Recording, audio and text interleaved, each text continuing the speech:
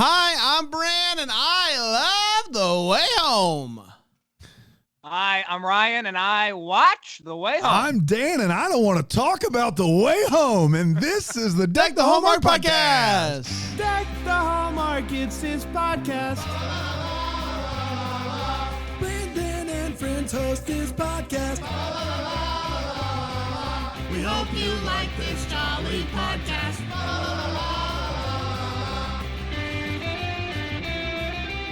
I just want to talk really quickly, Dan. We talked about this a little bit off air. There's a Dude Perfect smoothie at Smoothie There's a King, Dude Perfect smoothie. It feels personal. I to got you. it. I got the Dude Perfect You smoothie. did. It's not bad. It's exactly what you would think it would be. It's not my favorite. What is it? It's like it's got pineapple. It's which blue. It's blue, but it's got but And I will say, it tasted very sweet. it's a little bit too sweet and a little bit too heavy on the pineapple. Yeah. A little pineapple goes a long way for Bran in regards really? to pineapple Okay. flavor. Yeah. Okay. Wow.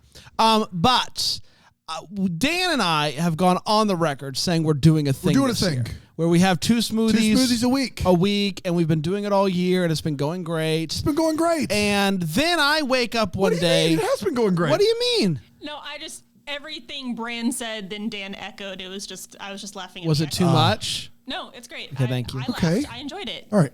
Thank you. Going great. Thank you.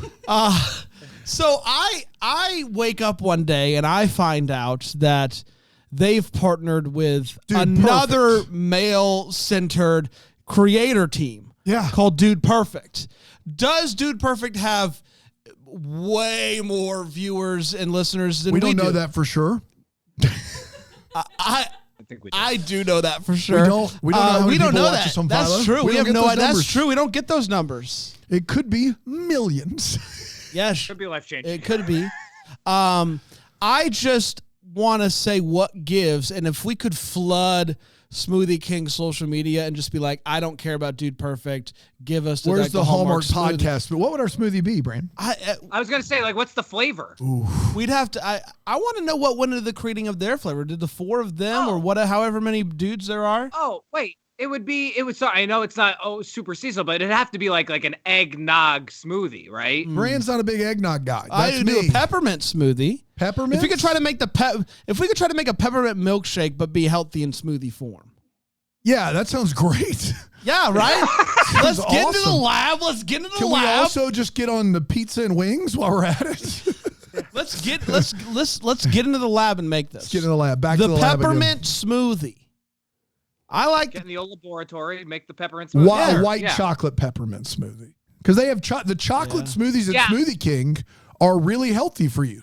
Yeah, I was going to say, I don't think there's any way to concoct a peppermint smoothie without other things going on. I think a peppermint smoothie would be disgusting. it's too much. It's too much. No, white chocolate peppermint smoothie. That's pretty good. Yeah. That's pretty good. Now we're talking Throw here. some almonds in there, maybe. You won't even taste them, I promise. No, I'm fine with that. I try to throw as much stuff in my smoothies as possible that will help me. Yeah, but without tasting it. I got to be honest. How have you felt? We're 3 months into doing this thing. I feel good. 3 months. Yeah, We've been doing it started since in January. 1. Yeah, I feel good, and I just feel like if there was any dude team that would be perfect for Smoothie King, and this is no knock on Dude Perfect. I'm sure they're swell, but come on now. Come on, guys. We've been doing a thing, and it's possible they've also been doing a thing. We didn't check with the guys. We didn't check about their We didn't thing. check with those dudes, but You guys made a joint New Year's resolution. That's adorable. That's like adorable.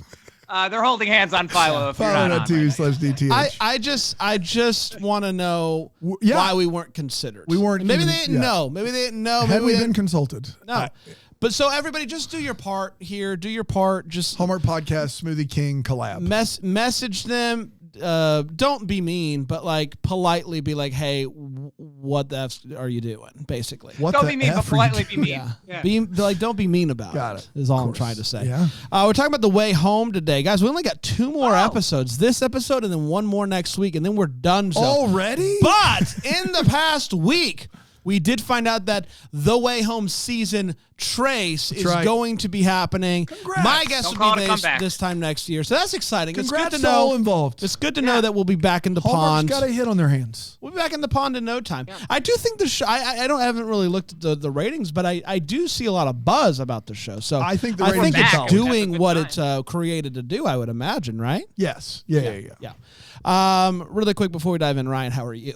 You had any smoothies this week? No smoothies. But yeah, no, I heard that Way Home news too. And I think, like, do you guys know, it's more that I think generally speaking, we're more down on it than the rest of the world, right? And by we, I mean myself and Dan, because Brand's back, baby. Woo. Can I tell you, we'll see if he's still back. We didn't watch this together, but can I tell you what I think is happening? This is pure conjecture on my part. I think that the people that love Hallmark things are very much as on board, if not more so, as season 2 than season 1. I think those of us that enjoyed season 1 as a departure from what Hallmark typically is into the world of like more prestige television, I think the most people that I've seen from that lot are disappointed. Yes. Yeah. Correct. No more questions at this time. Thank you. Back to you, Ryan. So, like, for instance, before you get going, Ryan, the IMDb user ratings, like the thing about When Calls the Heart is if you look at before Jack was killed on When Calls the Heart, it's one of the, I know. Whoa, Dan. Listen. I'm taking your mic away. I'm taking your mic away. Jack's dead. Ghost Jack. Maybe. R.I.P. obviously. But if you look. Oh, wow. Brian just broke his guitar. Sixth Sense, Dan. I know. Before season 6 of When Calls the Heart, it was one of the top 10 IMDb highest user rated shows of all time. The user rating was higher for When Calls the Heart than any other show that's ever been made, save for a handful. That is because these Hallmark folks go out in force and they put 10s on everything. And so if you look at the user ratings on IMDb, the user ratings for season 2 are really, really high. Last week's episode is like a 9.2. It's insanity. But I don't think that those of us that really loved the first season because it represented a departure from Hallmark are thrilled. And I don't want to speak for everyone, but that's been the vibe that I've gotten. No, and that's all I was going to say. And I know we got to dive in. No pun. I'm diving in. But that's all I was going to say is I remember, Dan, a few weeks ago, you cited a comment where they were like, y'all give a pass to these Christmas movies, but are being really hard on this. And I think I speak for Brandon, but definitely myself here, but definitely like someone who enjoys the Christmas film genre, then I think it's two totally different discussions. Like, you know, it's like the best version of a Hallmark Christmas movie is still working within the genre of what we're expecting, whereas season 1 of The Way Home was just doing something that we did not expect and we thought they did it well. I just don't think they're two comparable entities. And so, again, I don't know. If people are mad at me about this, I'm sorry. But I'm judging this on a very well-earned curve. But with that is expectation. And expectation can sometimes be tough to reach. You got it. Absolutely. And also, I did find this article on a quick Google search that halfway through the season, the first 5 episodes of season 2 of The Way Home were ranked as among the top 2 most watched entertainment cable programs of the week. That's fantastic. Now that says with women 18 plus. So I don't know if it's The Way Home season 2 is the number 1 most watched program overall on entertainment cable among households, total viewers, and women 18 and over. So it's clearly doing well. It's clearly doing very well for them. So good for them. And the last thing I'll say, season 3, fantastic. That's great. Yeah. We want this. I want everyone to keep working, and we all really want this show to be good. So this is great. This show's bad compared to season 1. It's amazing compared to Ride and When Calls the Heart. That's all we're trying to say. With that said, let's see how this goes here in a few minutes after Brandon's The Way Home, season 2, episode 9. Here without you, Here baby. Without You. Originally, You're still on my lonely mind. March 24th, 2024, and it went a little something like this. So Kat is underwater, and I know that happens a lot in this show, but this is young Kat. Yes. She's underwater. Brady rushes in to get her out of the water. Elliot calls 911. Nick makes Elliot leave and go back to his place, and Elliot freaks out and is like, "I've ruined everything tonight." Boom! Punches the wall. Which I think we all assumed that his dad had punched the wall. Yeah, or at least I did. He had done it over something more important. I ruined everything. Back to the present, Nick is demanding answers. If you recall, last week ended with him finding the book of all of the information about all of the time travels that have happened. And he's like, I want answers. Kat is very surprised to find out that Elliot has written down every trip that Alice has done, and looking at it and through that lens, bit creepy. Yeah, you're right. Then Nick is like, do you mean to tell me that Alice and your daughter are the same person? My Alice and your daughter? Kat's like, yeah, dude, keep up, bro. Come on. Dell has a flashback where Jacob is in bed with them, showing him a drawing of what he's going to grow as a farmer when he takes over the family farm. And Dad is like, well, don't forget, the pond is off limits. And Jacob's like, it won't be when I'm in charge. Gotta be honest, not a lot of no's. Back in the past, Alice goes to visit Kat in the hospital where she's still unconscious. And she apologizes for how things went tonight. She's crying and is like, you never told me what actually happened on this night, so I don't know if I caused everything that happened tonight and somehow I'm breaking the rules. I don't know what's going on. I'm all out of sorts. It's that then back in the present, Brady shows up unexpectedly. He's here to help Dell with the sale of the farm. He's like, can I see my daughter, please? And Kat is like, maybe. I don't know when, but maybe.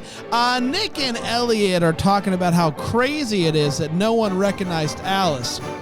He's like, dude, why do you let me fall in love with her if you knew that she was and you knew all the stuff? And he's like, would it have helped?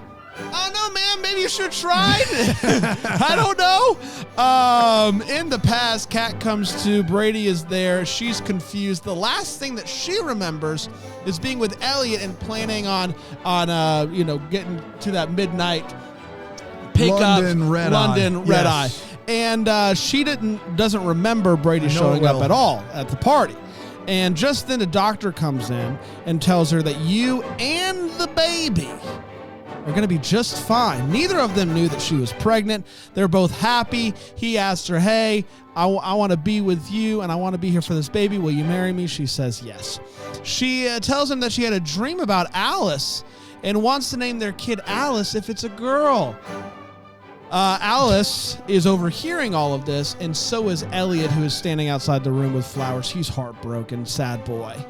Present-day Kat decides that she needs to try to get Alice back to the present when she realizes that she went back, or where she went back to.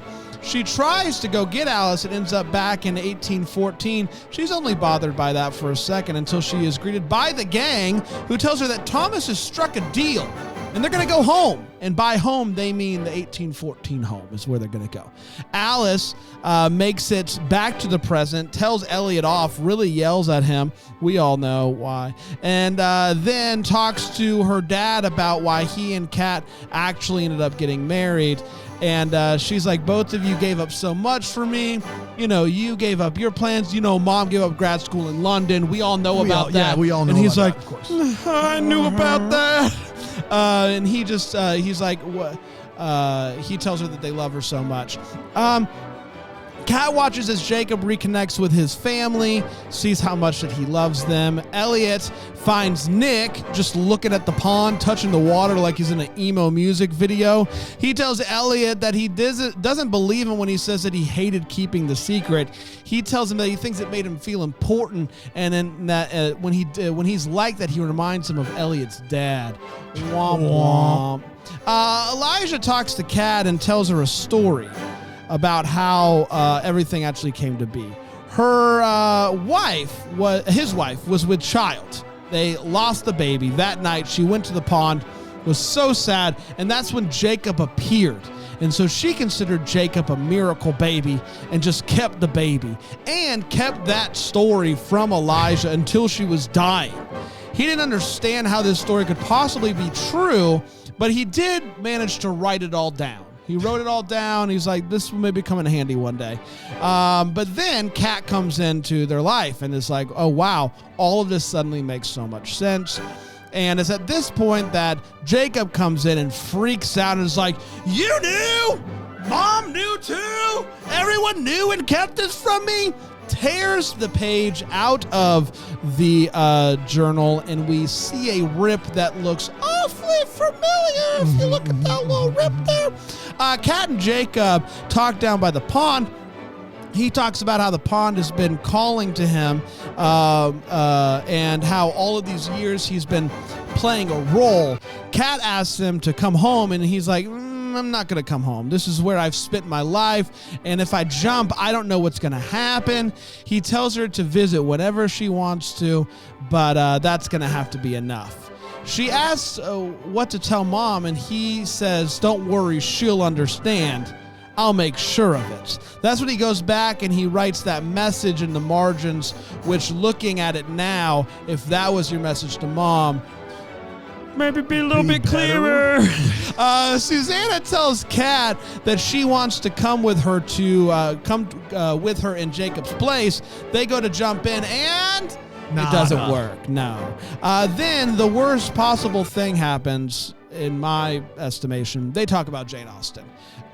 We were having such a good time. We were loving life, and then the unspeakable happens. Jane Austen month continues. Susanna talks about how she wants to be an author. Kat says that she needs a friendship like this in her time. Just then, Thomas shows up, walks her back to the pond. She says that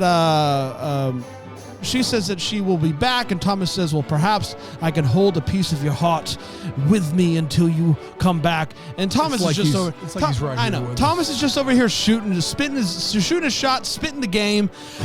She makes it back to the present. Brady is like, hey, you're soaking wet. No one cares. So Alice and Kat catch up, and she asks why she stopped talking to Dell after that event. She does not really answer that question. So Alice then goes downstairs, demands an answer from Dell. When she walks away, Dell tells Kat that there's nothing to lose by telling her what happened now. And Kat is like, well, especially since you're selling the house. And is like, you don't owe the Goodwins anything. And then we do get a flashback. We see Evelyn telling Dell, you owe me everything. Yeah. So that might be why Dell feels that way. Then she says, as if you don't already. So clearly there's a lot going on here. Nick and Elliot patch things up, and Nick says that he's going to go try to make things right with Claire. Alice goes back to see what had happened that time between Kat and Dell, since no one's actually going to tell her the truth. She comes back to the house, and Kat is there talking to Dell. And says, hey, you don't have to worry about Evelyn pressing charges. I talked to her. Kat gives Dell a check to save the farm from Brady's parents. Dell says, I don't want it if you're not coming. Then she says that she wished Jacob was here. He's the one who wanted the farm. He'd be here to help save the farm. It should have been him. Obviously, it should have been me. I know. It's a missed opportunity for a title of a show. Obviously, Kat takes this to mean it should have been him. It should have been you that went missing, basically. It should have been him that's here. So she does not like that. She grabs Colton's guitar and says, I'm taking a piece of Dad with me, and she leaves. Outside, Brady asks if she told Dell about the baby. Kat says she doesn't deserve to know about the baby. Obviously, Dell hears all of this from the door. So she rushes back to tell Elliot in the present that she knows everything that happened that day and that she forgives him. But that's when he says, maybe you won't, because Nick knows about what's going on. So Nick comes out, and they talk about, them, and they basically say, hey, this is fun. Hasta la vista, baby. She then goes to talk to Dell and tells her that she knows what happened that night. Dell tells her that she saved the land for her originally. Oh, we're still going. But family, now she knows, thanks to Jacob, that land comes and goes, but family's forever. The episode ends with Kat talking to Elliot and having the realization that Thomas is going to be executed in exchange for getting Jacob set free. Elliot says, you can't change things. And she says, I could at least say one more goodbye. And that, my friends, was The Way Home, Season 2, Episode 9. Here Without You, baby. Yeah. Just the women in my dream. We're going to take a quick break. We're going to come back. We're going to break this episode down here on Deck the Hallmark.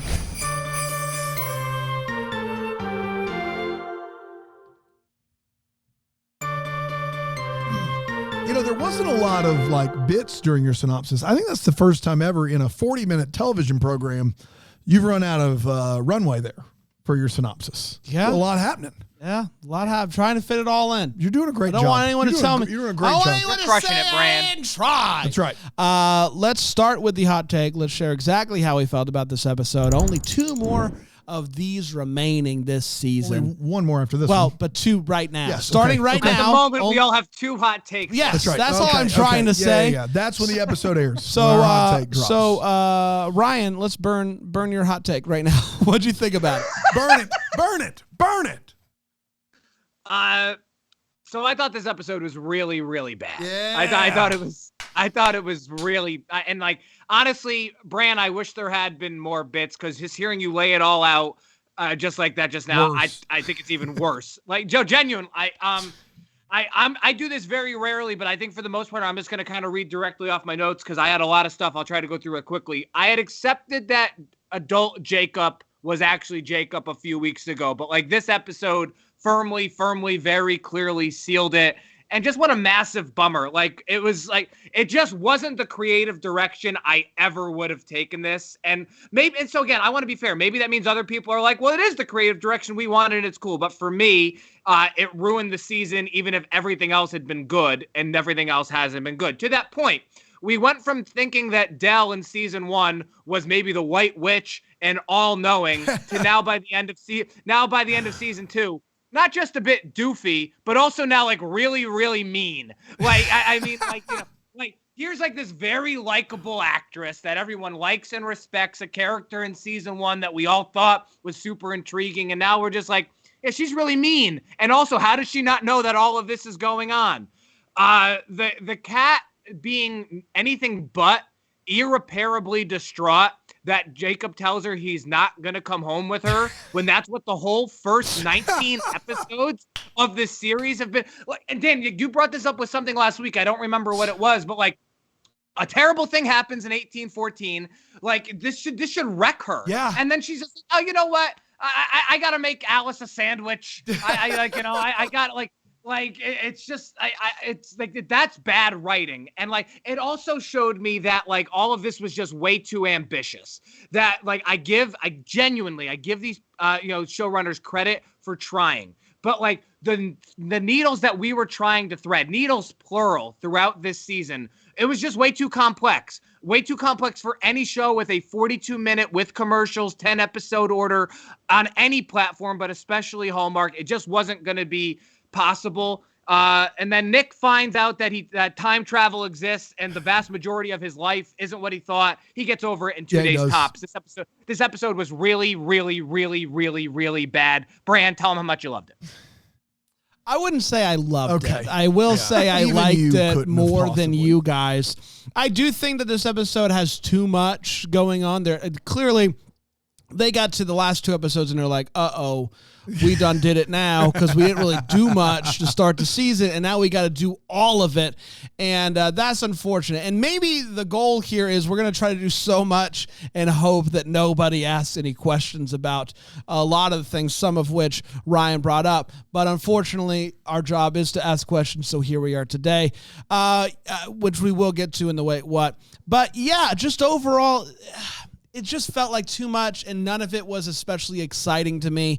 I think I have come to terms with the fact that this season, by and large, is going to just kind of be a wash for me, and I'm going to have to go in the next season and just kind of be like, I hope we're starting over. Let's just start like you from scratch. did with When Calls the Heart every year. Yes, that's exactly right. That's unfortunate. Now, Yeah. I will say, our guy Elliot's, the actor whose name Evan Williams, tweeted, whatever you think is going to happen in the finale, it's not going to happen. I think it's going to be good. That's how I know it's not. Okay, so he's basically saying all the things you think you know, you don't know, and whatever you think the finale is going to be, it's not. And so I am both very intrigued by that. I'm just trying to wrap my head around this thought. Is there anything that could happen in the finale that would make what happened in this season worth it? No. Which, as of right now, I would say definitely a disappointment of the season. I don't know the answer to it. I would be very surprised if there is something that could save the season. But I will say this. Season 1 gave me enough faith in the creators of this show. And so if there is a group of people that can save this season, I do think it's this team, and we'll see what happens. Dano? If this episode was a Friends episode, it would be titled The One Where the Writers Try to Fix Everything with Boatloads of Timely Exposition-Heavy Dialogue. This is the worst episode of the season. 1. 2, it's the worst episode because of all the things that Ryan said and the fact that they took time out of their busy, busy day to write scene after scene of explaining character motivations. The stuff with Nick finding the time travel journal is the most disappointing, unfortunate stuff maybe this show has ever done. The fact that he finds out time travel is real and he's like, whatever, big. The fact that he asks all the questions that all the viewers are asking and then Elliot gives him all the answers that the show wants us to have, terrible. The fact that he's like, oh, cool, awesome, we're good, hug it out, and he leaves town, maybe the worst of all. This show's a mess. The character of Dell, played by the venerable Annie McDowell, has started as a matriarch who knows more than she's letting on, who's been tasked with carrying great grief and great strife and keeping her family together, has become a 2-bit de facto villain who's not smart enough to know where her family is traveling throughout time because she thinks the pond is a sinkhole because Colton said it one time in 1999. It is embarrassing what they've done to that character. This show's a mess. They've lost the plot. It is crumbled under the weight of everything they've thrown on top of it. It doesn't make sense. Characters we thought important for the first 7 episodes, they haven't appeared in ages. Haven't seen the intern or the new boy in 2 episodes, 3 ages. episodes. Well, that was my sink or swim. It's like, where the heck is this intern that we all think is from the future? Like, and also, and this is going to make people happy. The most sane, like stand-up character on the show, probably Brady. The guy who's there for his daughter, maybe wants to take her out of town. Seems like there's a lot of drama. There's a lot of trauma with Kat and with Dell. This guy seems to be above board, across the board. This is unfortunate. I felt like we had an opportunity to maybe give us something to hope for. I can't imagine, Bran. I've been racking my brain of what possible twist could lead us to say, okay, I can see why we got a little lost in the weeds, but it's worth it. And I can't think of one. This is a mess. Sorry. Sorry, Brad. No. Thank you, Ryan. Thank you, Dan. Sorry, Brad. No, it's okay. Thank you. Thank you, Thank you. It's time for all the feels. Is where we talk about what in this episode gave us feels, really any kind. Ryan, what do you got? I have 2 quick things. I thought it was cool that adult Nick is the only one in the show that takes place in Canada that sounds like he's from Canada at times. That's really fun. But then it's a shame, my real one, it's a shame that the devices of this show don't allow and don't want Kat and Alice to have those scenes where they have the slumber party, because those are usually among the best scenes in the show, and we never do them because of how they've constructed this season specifically. We can't have those scenes because then there would be no show. So I thought that scene was nice and enjoyable, and it was one of the very, very few times during a 42-minute runtime I thought that way. Bran. I listen, I should have been able to do the math, but I will say, when the doctor came in and said, you and the baby, I was surprised. If you did the math, it would not have added up. Okay, great. Which we'll get there later. I was like, oh, wow, didn't see it coming. So that was like the one kind of nice little twist, which it kind of made it all, that part of it kind of made sense, like how she ended up back with Brady and how all that happened. Finally got some clarity there. So that was the one thing in this episode where I was like, whoa, okay, a little bit something there. Dana? I do have 2, and there are 2 things I took from this episode that are legitimately good, as you can see on screen with the thumbs up. And maybe like they'll ruin these in the finale. I think they might ruin both of these. But as it stands right now, they establish once again that people from the past can't time travel forward and that Jacob is not going back to the present. I think both of those are really strong structural choices with integrity. Now, are they going to change that in the finale? Probably. If a character says, I'm not going home in episode 9, in episode 10, they're probably going home. But at this point, as it stands, those two things make me happy. In a complete and utter world that is just falling apart and not living up, those two things do make me happy. That's all I got. It's time for us to take a break. We'll come back and we'll get to the wait what and the sink or swim here on Deck the Hallmark.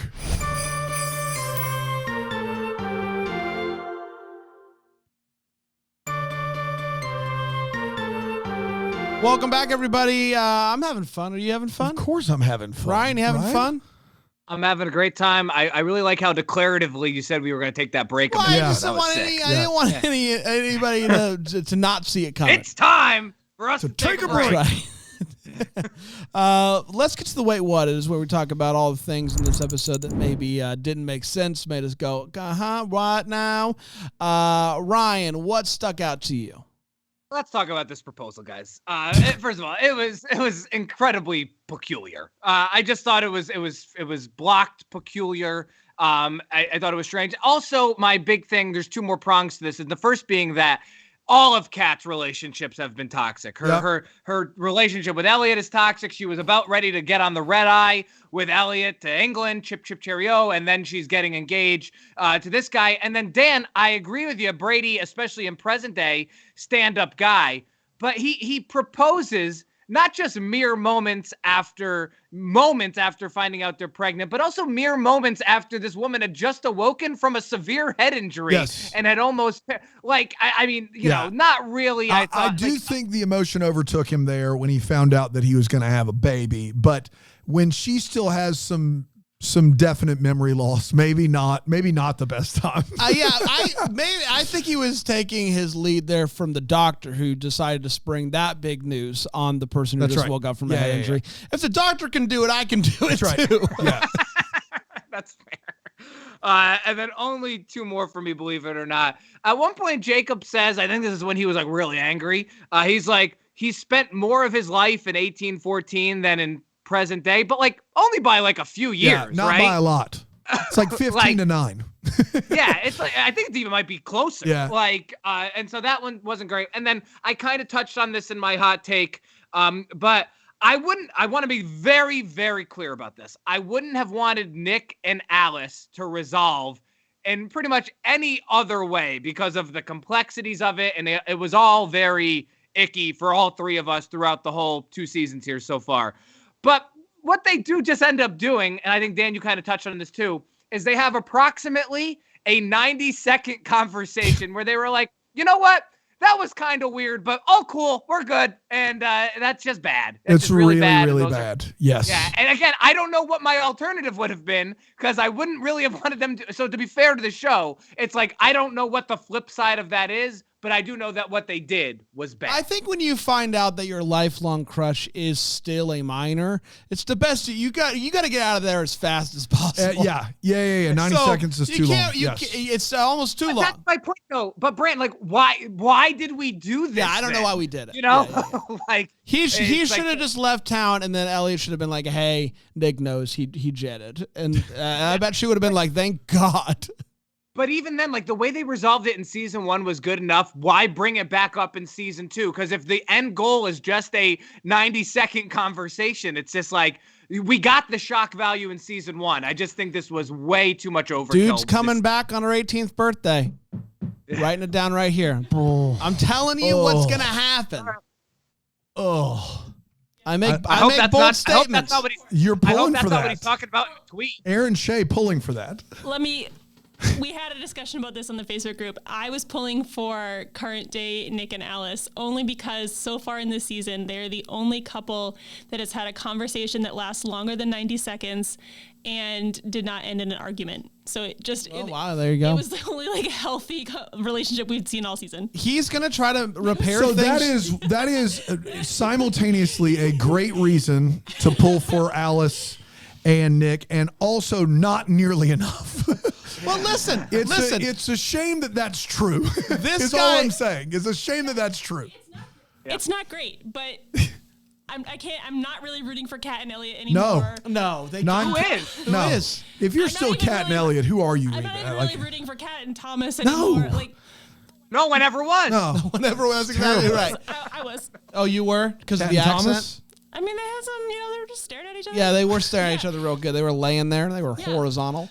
I didn't say that part. Yeah. That was Brand. I'm just saying there was sparks. That's all I'm saying. When they were horizontal, there was sparks. It's a horizontal spark situation. So I'm live. All I'm saying is this guy found out that the long lost love of his life does exist. Yes. And he's gonna go back and try to repair things with his fiance That's or right. whatever. That's not gonna happen. No. Because he's now like, oh, she's real. I thought for the longest time she was not real. The guy's going to have to stumble back into town right around the time she turns 18. Calling it right here, right now. I'm calling I it. hate that. I hate that for all of us. Ryan, anything else? That was it for me, Brand. Take it away. I have Thanks, a question, and I think I Dan. think I was just thank you. I think you, I was Brand. just missing it. Thank you, Dan. I think I was just missing you. it. But so Alice comes back from the hospital incident. She sees she has that conversation with Kat, and then she sees Kat find out that she's having a baby and blah blah blah. She then comes back to the present, goes to Elliot, and yells at him and says, "You tried to erase me." Yeah, absolutely not. I don't know. I didn't get that. No, I okay, missed it good. too. Fundamentally dumb. Because I didn't know Stupid. what. Aaron, do you have anything there? For why she said that? Yeah, I don't because understand. Elliot knew that Kat is supposed to end up with Yes. Brady, and that's how we get Alice. But at the party, he says, I was trying to- selfish. yes. I knew that by running off with Kat, it would mean no Alice, and I was going to But do it anyway. also, contrary to what the show is trying to smoke and mirrors you to believe, they have established time and time again that the past remains unchanged. You The cannot. rest is still unwritten. Yeah, standing. Here's the thing. Before you open up the dirty window, let the sun illuminate the ones that you cannot find, reaching for something in the distance, so close you can almost taste it. Release your inhibition. Thank you. They've I established. wish we could harmonize properly. I man. know. You just need to be down here. Let's hashtag get Ryan to Gville. I don't know. We'll work on the We'll get it. hashtag. We'll get It's there. really long and weird hashtag. get- Sounds See you more in July. sounds more like a kidnapping It does. plot Get than anything else. But all I'm saying is that the idea that Alice, who has traveled back in time more than anyone in the show that we know of, still thinks that anything can change. Like Elliot doesn't. Elliot is in high school and he knows that he loves Kat. That's it. All of this stuff with Alice showing up, that is all secondary to it's his life. He doesn't know.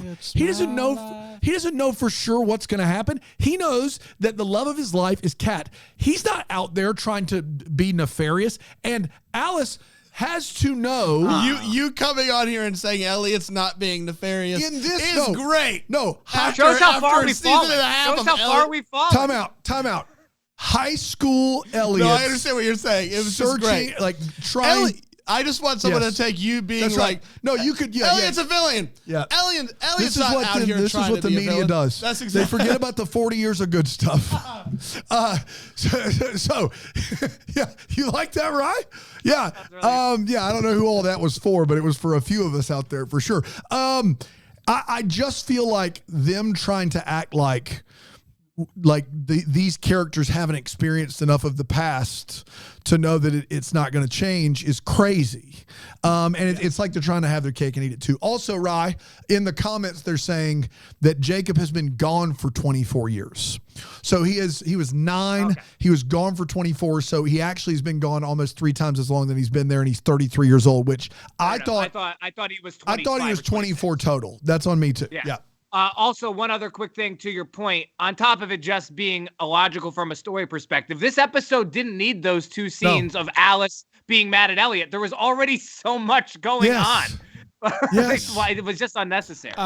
Thank you guys, though. That was helpful. Thank you, Brand. Thank you. I do have 2 more. I did love when Kat and Susanna try to jump in the pond. It doesn't work. They go back. And Kat's just basically like, I can't believe the pond didn't take you. You write backwards. That's the best. Like, oh, I can't. Like, I thought the pond would take your ability to write backwards into consideration. The pond didn't. The pond didn't even think about it. Fooled there. The pond knows it. Couldn't slip that one past the goalie. Pond knows that you write backwards and said not good enough. What is? And then I also love that Thomaston shows up at the farm, sees Kat there, and is like, thought I might find you here. Where else would she be? There's 2 places. Yeah. 2 places she would be. There or the pond or back there. Back in the future. So pretty good odds there. Pretty good odds. He is right. I did think I would find you here because where else? I thought I'd find you here. You weren't in the other place you weren't in the one other spot that you would be. So good. 50-50. Yeah. I nailed it. Dan? Yeah. We've covered almost everything stem to stern here.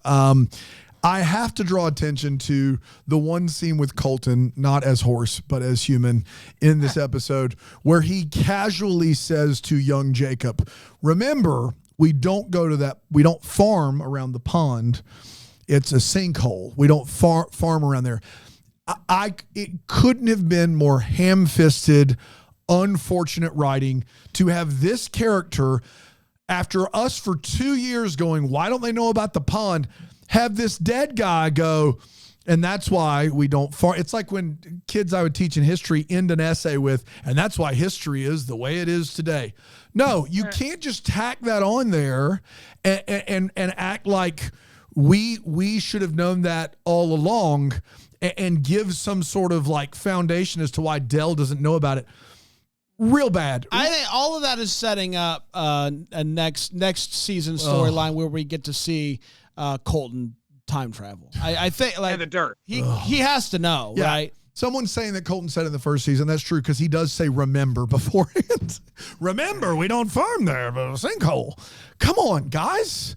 Like, just be better. Like, you had such an opportunity. I'll get to my sink or swim later. That's all I'm going to tell. Oh, also, Kat gets pregnant in 2007. She has Alice in 2008. We just have a problem with what year it currently is. We don't know. We don't know because the show starts in 2022. And go ahead. Somebody in the Facebook group said there is a calendar hanging in the kitchen that says 2024. Currently. Mm-hmm. Okay. Then if that's the case, she is now only 16? At oldest. But the problem is in 2022, she was 15. She cannot be 16 in 2024, which is the age she needs to be if she's born in 2008. Yeah, there's some math up there too. Yeah, so that math works, but then it messes up last week. So Kathy's math works if it's 2023 right now. If it's 2023, then she's 15 currently, and she's 15 when the show starts. That would work. If the calendar says 2024, she's not the correct age. If it says 2023, last week when Dell says she hasn't spoken to Kat in 17 years, that's a bunch of garbage. Like, guys, just get it together. But also, she has to be at least 1 year older than, because it's winter again. Like there's snow on, right? Technically, she starts school. Has school started again? So she has to be at least 16 in 2023. I would think so. But but if she was born in 2008, she can't be 16 in 2023. That's what I'm saying. Also, man, this is on me. I thought this whole time she was like already, the character was 17 or so. This just makes the whole Nick but thing. But also the character in real life, like the actor's like 26. I mean, like it's to say she's 15 still is crazy. And then lastly, I know that we've got places to be, things to do, but I'm just going to keep harping on this.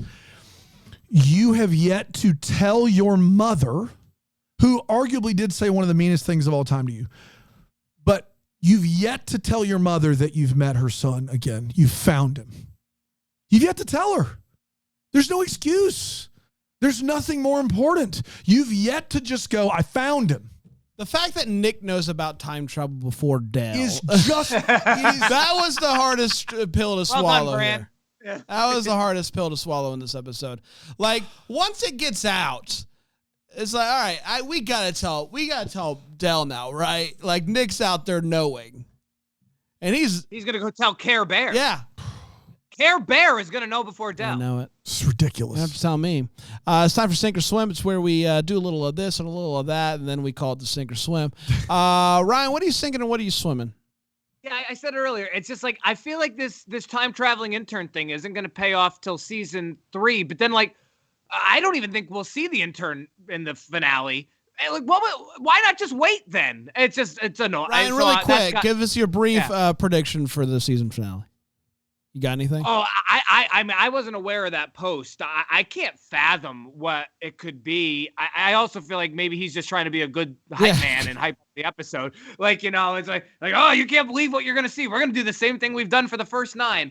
I think Dell will meet Jacob in 1814. So she'll take a little trip.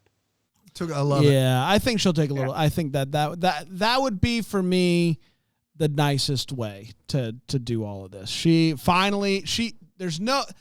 she ends this season not knowing that time travel is a thing and that her son is alive, it's gonna be hard for me to watch. It's gonna be that's gonna be tough. She cannot end season 2 not knowing those things. I don't see a way. So we have to tell her about time travel, and we have to say, hey, if he's not going to come here, let's try to get you there. Like, you have to see your son. And that I think will be great. And then I don't know what they're going to do to set up season 3. I don't know what the cliffhanger is. But I think my gut is saying that Colton scene is kind of being like, hey, don't forget, Colton knew about there was something shady going on with the pond. Yeah. There's no way he just thinks it's a sinkhole. I think he knows something, and I think that's kind of what we're gonna begin to tease out a little bit, maybe towards the end of next week's episode, leading into season 3. I have a sink, but prediction, first of all, this is a pretty vague prediction, but my prediction is that someone that has not time traveled before urgently, at the end of season 2, urgently jumps into the pond, and much like Inception and the top, we just see them disappear in the water and do not know if they're coming back up or if they're time traveling or not. That is my prediction for how the season ends. They did that with a commercial break with Susanna. Someone that has not time traveled before jumps in, and you know that there's a lot of ramifications to it, and that is where we end season 2. That's my prediction. My sink is, and this is maybe the biggest sink of the season, for the first time ever, I did let my mind wander as to what this show would have looked like in season 2 had it still been on Netflix. And that hurt my soul. And it was unnecessary, but I felt like I'd share it with the group. Thanks, everybody. Thanks, Dan. Yep. Lisa's saying, can Dell time travel since she's not Landry by blood? We don't know that if that's a rule or not, but that seems. the dog would technically not be by blood. I mean, she's signing books at the Autumn Fest. It's never stopped her before. Kathy says, I think Jacob goes back, but Kat gets stuck in 1814. That's my biggest fear, like that we have to spend more time there next season. I don't want anything to do with 1814. Maybe they could they find another more boring time period for you? Maybe like French and Indian War. Maybe the Quasi-War in 1798. Yeah, that's the fun. Like, if we do the thing next season with Colton time traveling, we could have fun in like what, the 70s, 80s, something like that. I don't know. This is Jessica in the chat, BrambleJamPlus.com, mentions an important point, which is if Colton knew about the pond, then that's how he would have searched for Jacob all along, right? Mm-hmm. Like he wouldn't just be going to these that seems like a pretty big thing to walk back. Yeah, that's good. That's a good point. So, that's a good point. Hey, lots of questions, and unfortunately this season hasn't given us a lot of answers. But we'll see what happens. We're going to be back next week with the season finale of The Way Home. And, of course, we'll be back tomorrow with a preview episode. Until then, maybe we're the first to wish you a Merry Christmas. The Bramble Jam podcast is produced by Aaron Shea. For more information on Deck the Hallmark, you can go to deckthehallmark.com. For more information on the Deck the Hallmark family, you can go to bramblejamplus.com. Deck the Hallmark is presented by Philo TV. For a free trial of Philo, go to philo.tv/DTH.